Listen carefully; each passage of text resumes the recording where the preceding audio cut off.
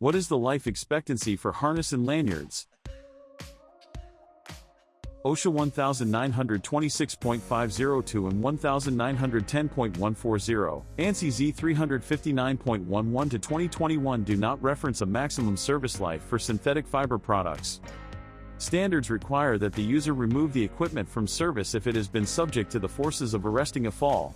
They also state that when inspection reveals defects in, damage to, or inadequate maintenance of equipment, the equipment shall be permanently removed from service.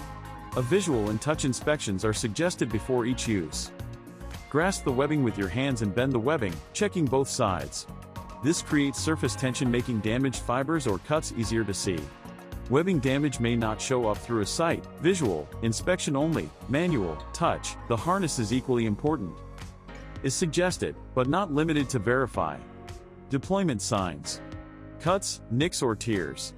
Broken fibers/cracks. Webbing thickness uneven.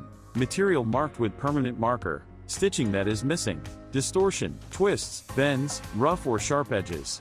Rust or corrosion. Cracks or breaks. Broken/distorted grommets. Modification by users, additional holes. Remember, the good storage and maintenance is important to extend the life expectancy. You can get the tech letter for life expectancy directly in our support portal. If you want to know the inspection guide and how to use it, consult the video in the YouTube channel. Find the links on the video description. Thank you for watching.